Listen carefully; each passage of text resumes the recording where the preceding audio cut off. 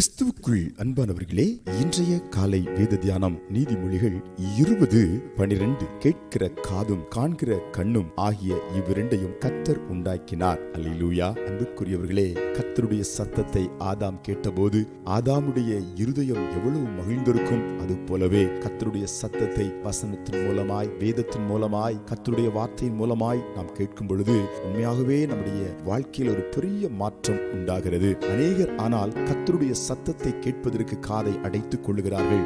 ஆபிரகாமுக்கு அர்த்தராத்திரியிலே கர்த்தருடைய சத்தம் உண்டான போது அந்த சத்தத்துக்குள்ளிருந்த சகல சத்தியத்தையும் அவன் ஏற்றுக்கொண்டதினால தான் கர்த்தர் ஆபிரகாமை ஆசீர்வதித்தார். அன்புக்குரியவர்களே, கர்த்தருடைய ஆவியானவர் உங்களுக்கு சொல்கிறதை நீங்கள் கேட்டு கீழ்ப்படிந்து அதன்படி நடக்கும் பொழுது நிச்சயமாய் ஆசீர்வாதம் உண்டாகும். ஆவியானவர் சபைக்கு சொல்கிறத காதுள்ளவர்கள் கேட்க கடவர்கள்.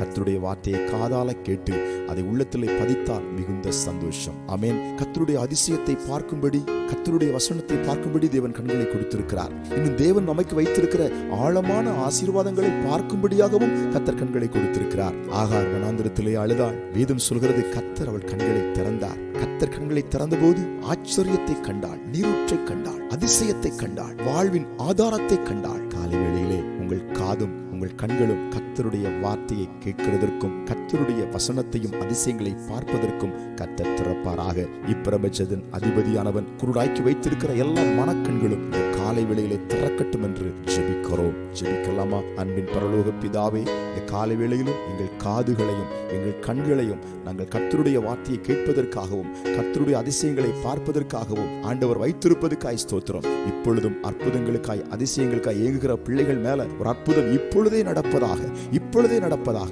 இயேசுவின் நாமத்தில் ஆமென்.